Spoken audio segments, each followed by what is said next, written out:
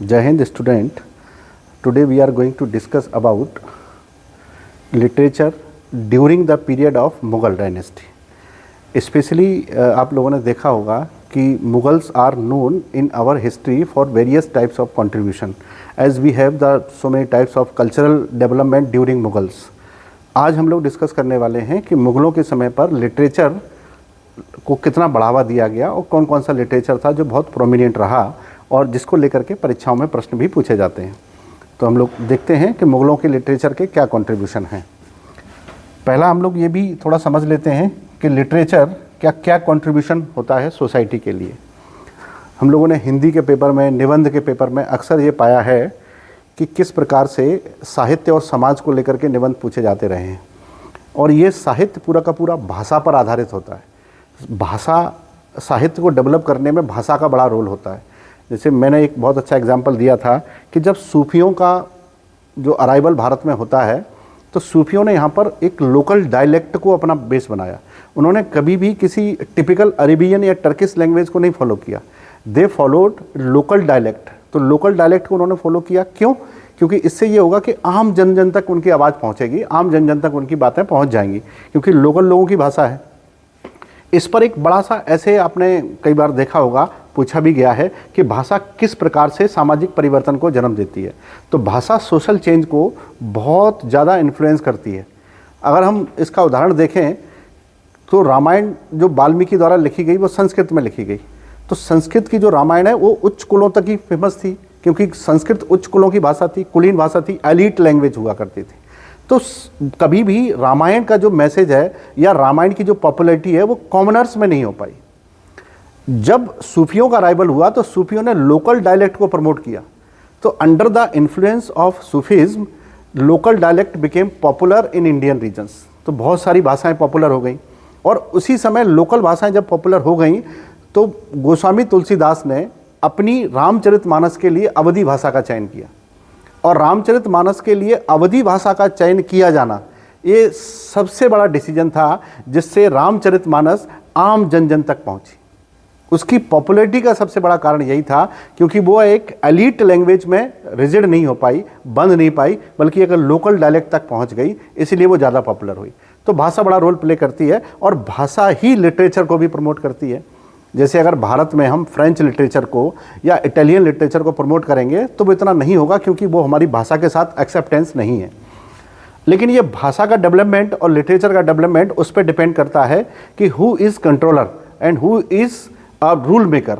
तो जो हमारे यहाँ निर्माता है, नियम बनाने वाला है, वह किस भाषा को प्रमोट करना चाहता है, everything is depend on that. तो यहाँ हम लोग पर्टिकुलरली मुगल्स के लैंग्वेज और लिटरेचर के बारे में बात करेंगे। चलिए देखते हैं। पहले हम ये समझ लेते हैं कि मुग़लों का लैंग्वेज और लिटरेचर कैसे आया। हम ये आपको पहले लेक्चर में बता चुके हैं कि अराइवल ऑफ मुग़ल कैसे हुआ। अराइवल ऑफ मुग़ल की जो डिसेंडेंट्स हैं या उनके जो हम लोग रूट्स हैं वो हम देख सकते हैं तैमूर से। तो तैमूर से लेकर के जब हम चलें तो तैमूर के जो 4 बेटे थे, उसके बाद अबू सईद आए, फिर अबू उमर शेख मिर्ज़ा सेकंड आए, उसके बाद बाबर आया। तो इस तरह से इनका अराइवल हुआ and they became Mongols of Indians. आपको पता होगा कि मंगोलों को ही अरेबियन में हम लोग मुग़ल कहते हैं। तो जो मंगोलों का जो कल्चर था वो मुग़लों के रूप में हमारे पास तक पहुंचा। इस तरह से भारत में बाबर के साथ मुग़ल या मंगोलियन कल्चर यहाँ पर पहुँचता है। जैसा कहा जाता है कि फादर ऑफ बाबर जो उमर शेख मिर्ज़ा सेकंड था वो एक टर्किश थे and mother of Babar was Mongolian, Qutlug Nigar Khanam. तो एक मिक्स कल्चर में बाबर की परवरिश होती है। बाबर जब भारत में पहुंचता है तो बाबर का अराइवल है वो यहाँ पर बहुत दूसरे कल्चर का भी अराइवल प्रूव होता है कि बाबर ने यहाँ पर आकर कुछ नई चीज़ों को इंट्रोड्यूस किया था। हम जनरली बाबर को एक अच्छे कमांडर के रूप में पढ़ते हैं।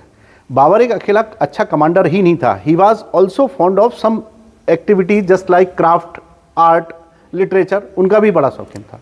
और ये हम सब अच्छे से जानते हैं कि Babar wrote his autobiography Tuzuk e Babri, Tuzuk e Babri. और यहीं से बाबर की एक क्वालिटी हमको देखने को मिलती है, वो थी लिटरेचर के प्रति उसका लगाव।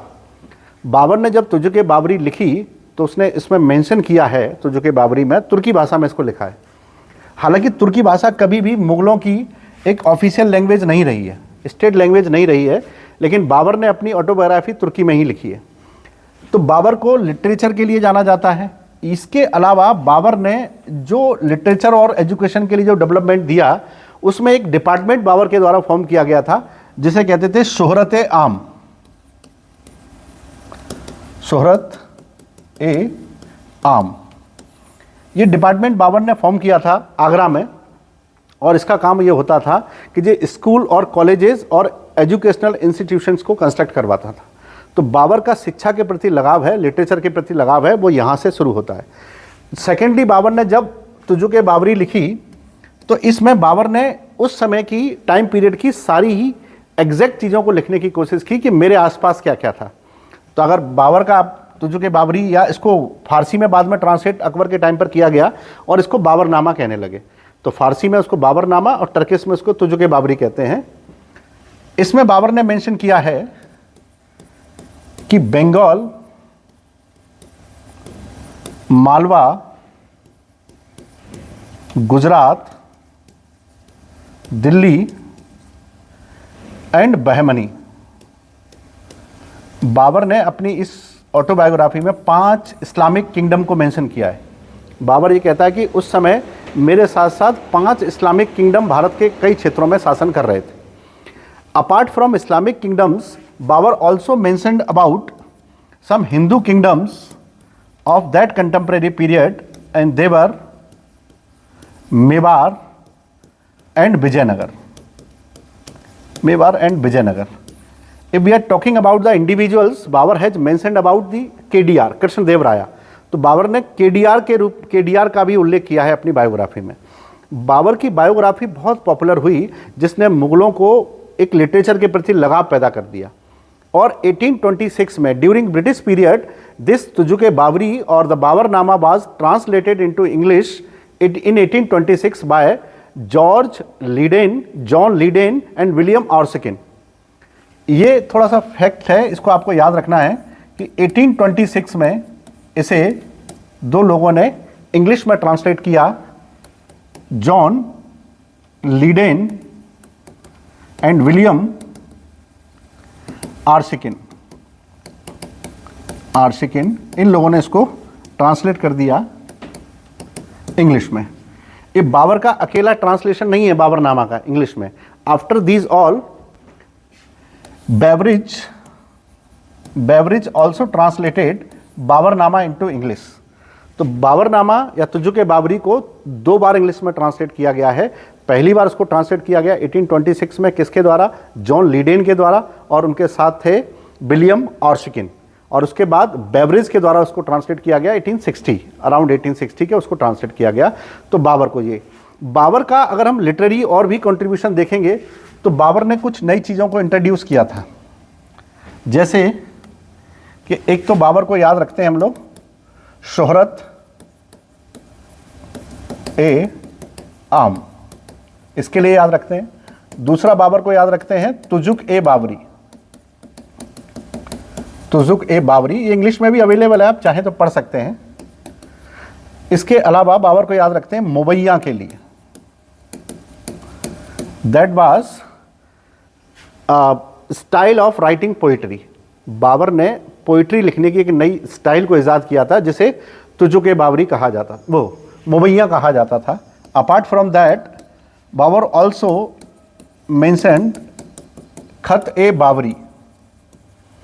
लिटरेचर को लिखने के लिए बाबर ने एक नई शैली भी विकसित की जिसे खत ए बाबरी कहते थे। आपने बहुत सारे खतों को सुना होगा, जब भी हम कोई स्टेटमेंट जारी करते हैं और नीचे उस स्टेटमेंट देने वाले का नाम लिखा जाता है, तो ये वही स्टाइल है कि हम पहले उसका मजनून बताएंगे कि उसमें लिखा क्या है, उसके बाद बताएंगे कि उसका राइटर कौन है। जैसे जब भी हम कोई डेफिनेशन लिखते हैं और नीचे कोट करके लिखते हैं, कोट करके डेफिनेशन लिखते हैं, फिर नीचे लिखते हैं कि ये किसके द्वारा दी गई है।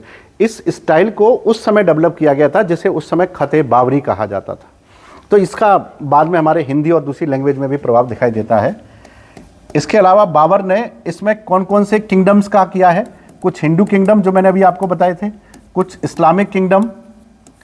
इस्लामिक किंगडम में 5 किंगडम का मेंशन किया है बाबर ने, बंगाल का, मालवा का, गुजरात का, दिल्ली का, बहमनी का।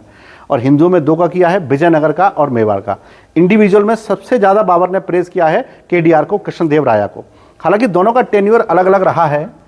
बाबर 1526 से लेकर के 1530 तक रूल किए हैं और केडीआर 1509 से 1529 तक रूल किए हैं। तो दोनों का कुछ पीरियड दोनों का कॉमन रहा है, लेकिन केडीआर की डेथ बाबर से पहले हो गई थी। इस तरह से बाबर ने लिटरेचर को एक अच्छा पैट्रोनेज दिया। लिटरेचर के अलावा he mentioned so many other things related to the literature. Literature से रिलेटेड दूसरी चीज़ें हैं, उसको भी बाबर ने पैट्रोनेज करने की कोशिश की। बाबर के बाद बाबर के जो 4 बेटे थे, कामरान, अस्करी, हुमायूं और हिंदाल, उसमें जो सबसे बड़ा बेटा था हुमायूं, नसीरुद्दीन मोहम्मद हुमायूं, जिसे पॉपुलरली हुमायूं के नाम से जानते हैं।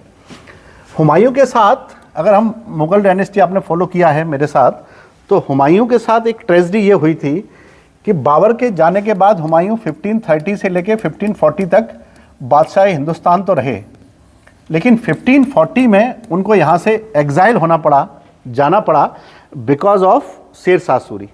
तो during the rule of Sher Shah Suri, Humayun had to leave his capital state between 1540 to 1555। ये जो 15 साल का जो एग्जाइल पीरियड था हुमायूं के लिए, ये बड़ा कष्टकारी रहा। इसमें हुमायूं यहाँ सिंध के अलावा ईरान इत्यादि के क्षेत्रों तक घूमते रहे। 1545 में after the death of Sher Shah Suri, उसका बेटा इस्लाम शाह आया। इस्लाम शाह के बाद फिर उसका बेटा फिरोज़ आया, और फिरोज़ के बाद फिर उसका जो मामा है और उसके मामा जी ने और अपने किसी कमांडर को अपॉइंट कर दिया, जिसे हम लोग हेमू विक्रमादित्य के नाम से जानते हैं, जो दिल्ली की गद्दी पर बैठने वाला पहला हिंदू रूलर उस समय हुआ मिडाइवल पीरियड में। इसके अलावा हम ये देखेंगे कि जब हुमायूं को 1555 में with the efforts of made by Bairam Khan जो पहले शेर शाह की कैद में था, 1545 में छूट गया था, और वहाँ से भाग करके उसने बाबर की आर्मी को रीऑर्गेनाइज किया and he started to regain the power which had been lost by Humayun. तो हुमायूं की जो पावर थी जो लॉस्ट हो गई थी, उसको फिर से उसने इकट्ठा करना शुरू किया, और 1555 में हुमायूं फिर से बादशाह बन गया। लेकिन ये उसका शॉर्ट टेन्योर था। He took the throne in July 1555 and he died in the January 1556। उसमें उसकी डेथ हो गई। लेकिन मैं यहाँ किसी पॉलिटिकल स्टीम की बात तो कर ही नहीं रहा हूँ।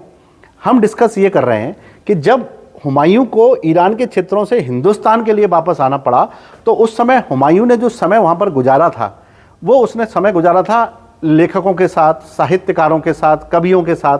अधिकांश समय उसका इसी में गुजरा था। और अगर आप हुमायूं की बायोग्राफी पढ़ते हैं, जैसे हुमायूं नामा कहते हैं, जो उसकी एक कजिन सिस्टर, जो स्टेप सिस्टर थी गुलबदन बेगम, उसने उसको लिखा था। लेकिन लिखा वो अकबर के टाइम पे गया है, अभी नहीं लिखा गया है, हुमायूं के समय नहीं लिखा गया, बाद में लिखा गया। उसमें बाबर का भी मेंशन है और हुमायूं का भी मेंशन है, फारसी में लिखा गया उसको। तो जब इसके साथ इसका जो अधिकांश समय है वो कवियों लेखकों के साथ गुजरा, तो इसका आर्ट और लिटरेचर के प्रति बड़ा रुझान हुआ।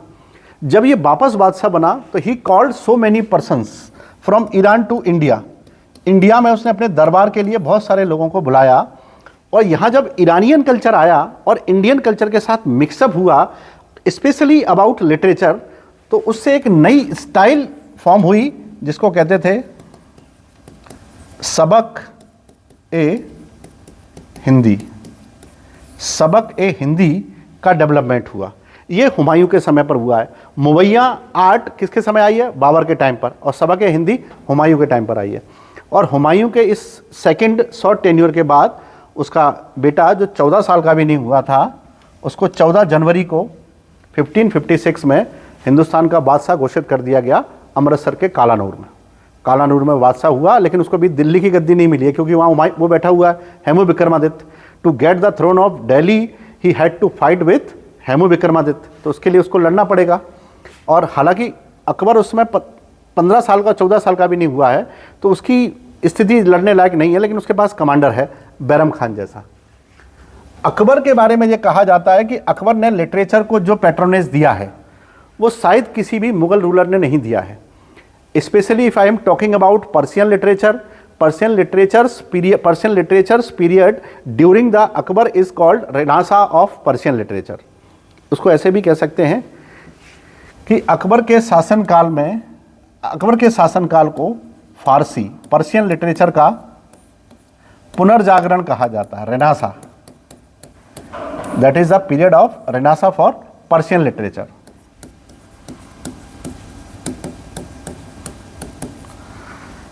अगर मैं बात करूंगा यहीं पर हिंदी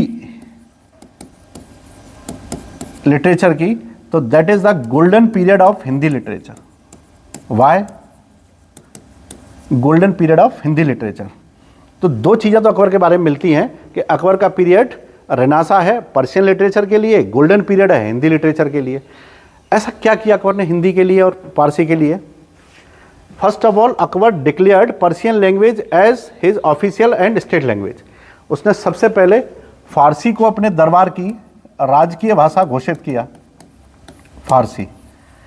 और अगर राजकीय भाषा फारसी है तो सारे दस्तावेज फारसी में ही बनाए जाएंगे, सारे अग्रीमेंट फारसी में ही डेवलप किए जाएंगे, और जो पहले से ही टेक्स्ट अवेलेबल हैं लेकिन फारसी में नहीं है उनको फारसी में ट्रांसलेट किया जाएगा।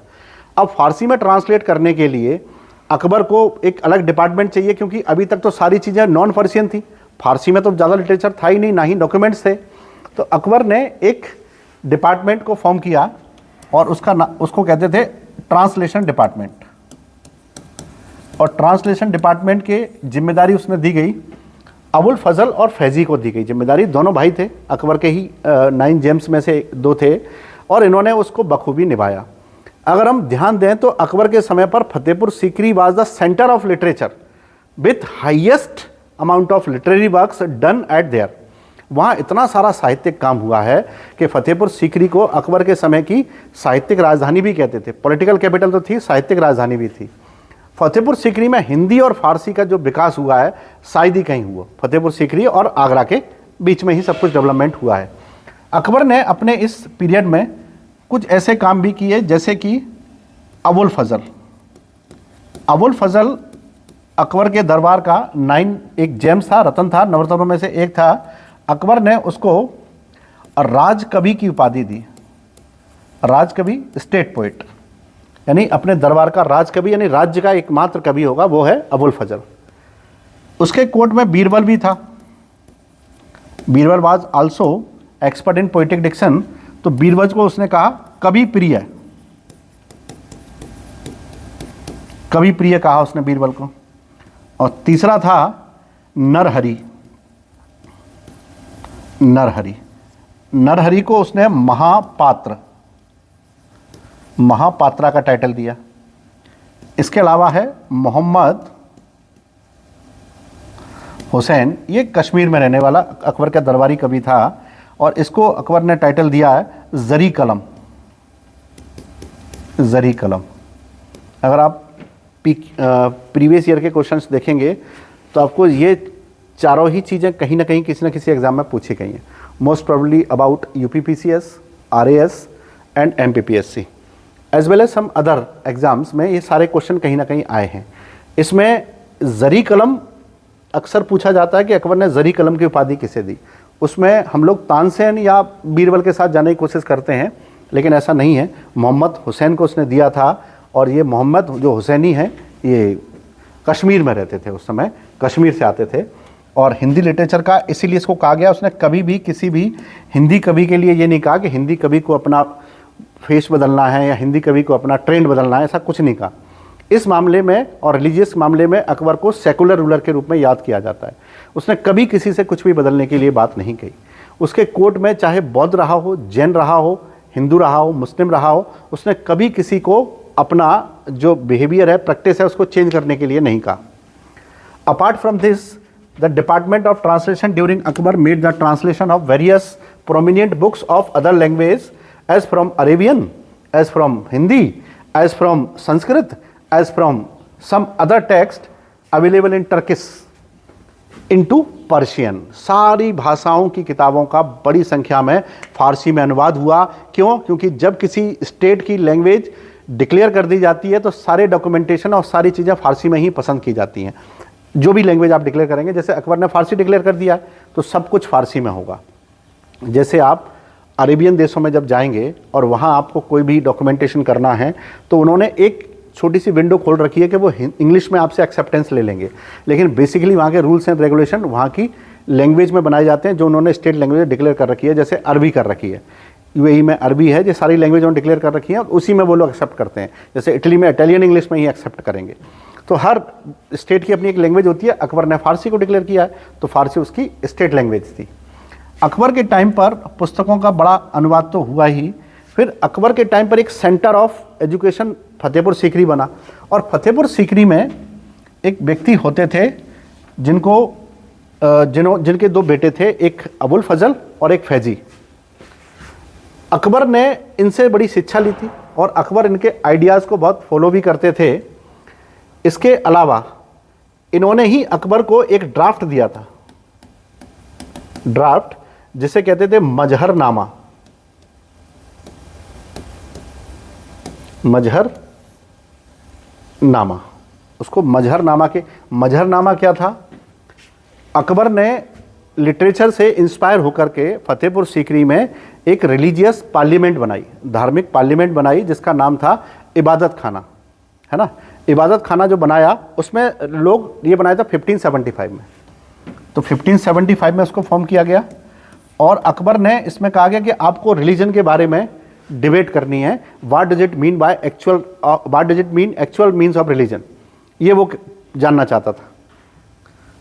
इसके अलावा 1578 में अकबर ने all religions were allowed to participate in religious parliament, सभी धर्म के लोगों को उसमें उसने अलाउ कर दिया कि आप जाकर के उसमें पार्टिसिपेट कर सकते हैं, है ना, उसको पार्टिसिपेट कर सकते हैं। अब 1579 तक आते आते ये लोग कभी भी इस डिस्कशन पर नहीं निकल पाए कि क्या है धर्म का मतलब। तब अकबर ने कंसल्ट किया अपने मेंटोर से, जो अबुल फजल और फैजी के फादर थे, नाम था उनका शेख मुबारक। तो शेख मुबारक से कंसल्ट किया, और शेख मुबारक ने उनको एक ड्राफ्ट बना के दिया, और उस ड्राफ्ट को अकबर ने पढ़ने से पहले कहा कि अगर आप में से कोई भी धर्म के बारे में अंतिम राय नहीं दे पाएगा, तो वाट एवर आई विल से, जो कुछ मैं कहूँगा, that will be the actual means of religion, वही वास्तविक रूप से धर्म का अर्थ होगा। इसीलिए उसे कहा जाता है मजहर का डिक्लेरेशन 1579 में, जो अकबर ने किया। ये बहुत सारी परीक्षाओं में वेरी शॉर्ट क्वेश्चंस में पूछा जाता है मजहर। हम एक्चुअली में मजहर में क्या लिखेंगे, तो हमको उसमें लिखना पड़ेगा कि the last and the final declaration about means of religion presented by Akbar in 1579 under the guidance of Sheikh Mubarak is called Mahzar. Akbar के द्वारा 1579 में धर्म की अंतिम व्याख्या करने के लिए शेख मुबारक के मार्गदर्शन में की गई घोषणा को कहा जाता है मजहर। तो अकबर की धर्म संबंधी अंतिम घोषणा ही मजहर है। तो अकबर धर्म और लिटरेचर दोनों के बीच में एक कहते हैं लीनियंसी, और दोनों के बीच में एक ऐसे रिलेशन चाहता था जिससे कि सॉफ्टनेस और सेकुलरिज्म बना रहे। अकबर ने शायद इसीलिए ट्रांसलेशन डिपार्टमेंट को फॉर्म किया, और अकबर का ये ट्रांसलेशन जो डिपार्टमेंट था ये बहुत पॉपुलर हुआ। इसमें अकबर ने आदेश दिया कि जितनी भी महत्वपूर्ण किताबें हैं उन सब का ट्रांसलेशन किया जाए फारसी में। दो Akbar was not literate, Akbar पढ़ा लिखा नहीं था, इसीलिए वो चाहता था कि फारसी में इनको ट्रांसलेट किया जाए और मुझे समझाया जाए। और उसी के दरबार में बहुत सारे लोगों ने ट्रांसलेशन के महत्वपूर्ण काम किए। सबसे बड़ा काम होता है, एक बहुत फेमस बुक थी गुप्ताज पीरियड की, जिसे हम लोग पंचतंत्र के नाम से जानते हैं। That was written by Vishnu Sharma during Gupta's period Sanskrit में। तो पंचतंत्र की जो बुक थी, अकबर ने उसकी कहानियों को जानने के लिए उसका फारसी अनुवाद करवाया, और इसके फारसी अनुवाद सबसे पहले किया अबुल फजल ने। ये वही अबुल फजल हैं जो शेख मुबारक के बेटे हैं और फैजी के भाई हैं। इन्होंने जब इसका ट्रांसलेशन किया तो इन्होंने इसका नाम चेंज कर दिया, और इसका नाम हुआ Anwar e Suhaili. Anwar e Suhaili. After some time this book was secondly translated into Persian. Persian में इसके दो अनुवाद हैं, एक और हुआ, और इसको किया मोहम्मद हुसैन ने। जरी कलम जिनको कहा गया था, मोहम्मद हुसैन, उन्होंने इसको किया, और इन्होंने इसका नाम रखा यार ए दानिश। इन्होंने उसको यार ए दानिश का नाम दिया। और अकबर जब फारसी में ट्रांसलेट हो जाती थी तो अकबर को लोग पढ़ के सुनाते थे, and he was good listener, बहुत अच्छा लिसनर था, उनको सुनता भी था ध्यान से और अमल भी करता था, ताकि वो उन धर्म की पुस्तकों की वास्तविक चीज़ें समझ पाए। अकबर के नेचर में ये सॉफ्टनेस और लीनियंसी के आने का कारण था उसकी परवरिश। Akbar was born in the Kshatriya Rajput court, उसके महल में ही उसका जन्म हुआ है। And he was also grow up in Rajput in Hindu kingdoms, वहीं उसका ग्रो अप हुआ है।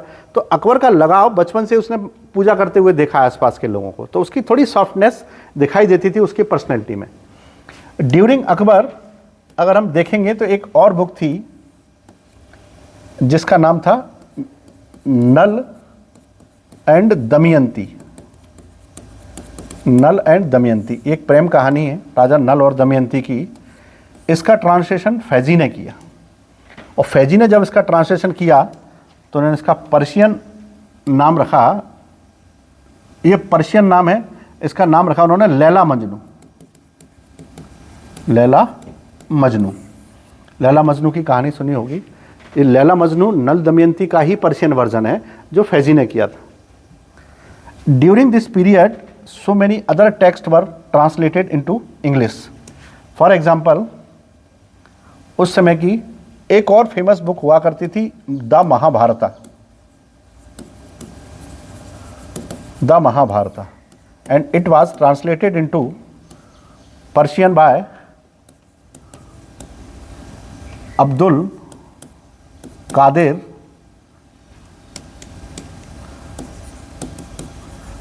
कादिर बदायूं एंड नकीब खान, दो लोगों ने इसको किया, नकीब खान ने। और इस बुक का नाम रखा गया रज़्मनामा। देखिए मैंने बताया किसी भी बुक के आखिरी में अगर नामा लगा हुआ है तो आप समझेंगे ये पर्शियन है ना, और उसमें ई लगा हुआ है जैसे बाबरी, जहांगीरी, तो वो टर्किश लैंग्वेज की बुक है। तो ये रज़्मनामा के नाम से ट्रांसलेट की गई, और उसी समय ट्रांसलेशन के फॉर्म में एक और व्यक्ति थे जिनका नाम था टोडरमल। ये अकबर के नवरत्नों में से एक थे टोडरमल, और टोडरमल ने भी एक बुक का पर्शियन ट्रांसलेशन किया था जिसे कहते हैं Bhagavad Gita. Bhagavad Gita was translated into Persian by Todarmal, तो उसका टोडरमल ने किया। Apart from this the most famous text of Hinduism is called the Ramayana. The Ramayana and Ramayana was also translated into Persian by Abdul Qadir Badayuni. That was also translated by Badayuni ने इसका भी ट्रांसलेशन किया English में। In this way, the various books of the various books during Mughal periods were translated into English. English में Persian भाषा में बहुत सारी बुक्स का ट्रांसलेशन किया गया, और ये अकबर के अनुवाद विभाग का ही काम था कि अकबर उन सारी चीज़ों को जानना चाहता था जो किसी दूसरे धर्म में, चाहे वो जैन में हो, चाहे वो बौद्ध में हो, चाहे वो हिंदुओं में हो, उनकी जो बेसिक टेक्स्ट हैं उन टेक्स्ट क्या कहते हैं अबाउट द रिलीजन।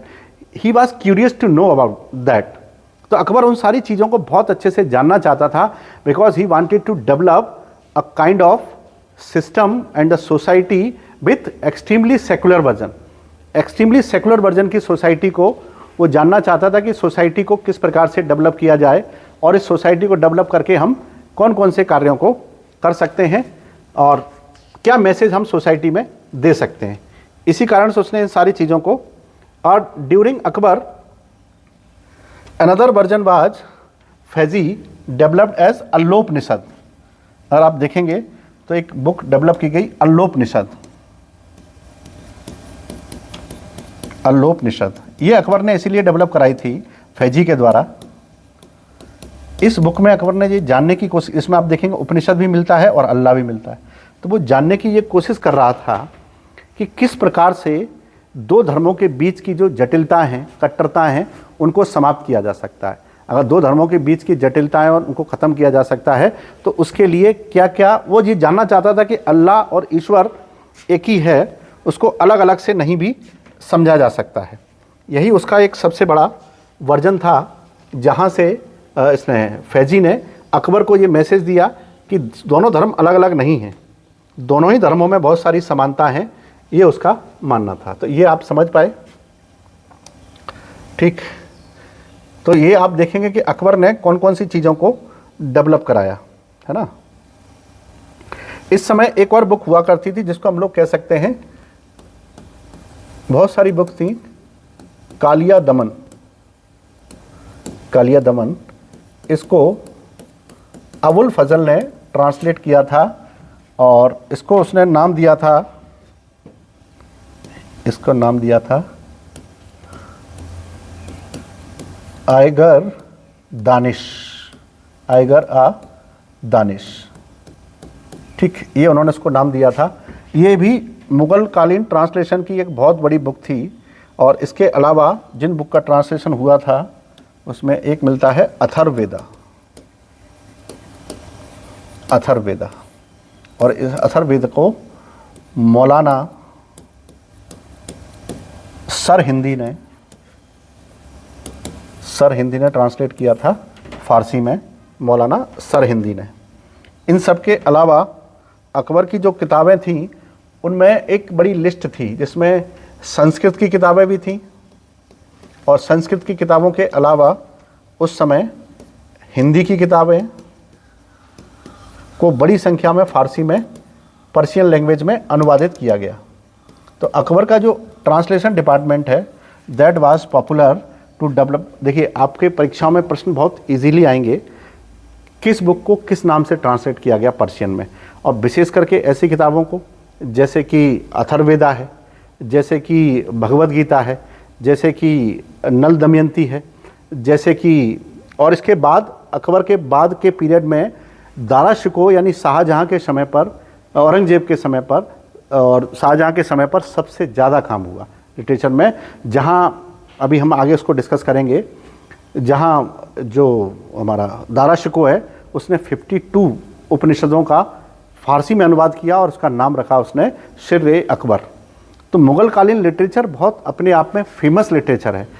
आप थोड़ा सा इसके बारे में समझ पाए होंगे कि ये लिटरेचर किन किन उद्देश्य से बनाया गया और इसने सोसाइटी को एक अच्छा मैसेज देने की कोशिश की। इंडियन लिटरेचर जो उस समय लिखा जा रहा था that was the great literature. It also influence Mughals, उसने मुग़लों को भी प्रभावित किया है। तो भारतीय साहित्य का मुग़लों पर क्या प्रभाव है स्पष्ट दिखाई देता है। कुछ लेखकों ने तो ये भी लिखा है कि अकबर के जीवन में आई इतनी महानता, शिथिलता और जो धर्म की जो राजनीति, धर्म निरपेक्षता की जो राजनीति आई, ये इसी कारण था कि अकबर ने बहुत सारे ऐसे साहित्यों को सुनने में सफलता प्राप्त की जिन साहित्य में ऐसी बातें लिखी गई थी। तो अकबर की ग्रेटनेस के लिए कहते हैं कि उसका इंडियनाइजेशन जो उसने किया है अपने समय पर, वही उसकी ग्रेटनेस का सबसे बड़ा कारण है। मिलते हैं अपन लोग नेक्स्ट में और मुग़लों के इस लिटरेचर को कंटिन्यू रखेंगे। और आई थिंक एक लेक्चर में और अपन इसको मुग़लों के लिटरेचर को, अकबर के बाद क्या क्या डेवलप हुआ उसको हम लोग समझेंगे। इसमें हिंदी और संस्कृत के लिटरेचर पर भी बात करेंगे। ठीक है, तब तक के लिए पढ़ते रहिए, कीप स्टडिंग।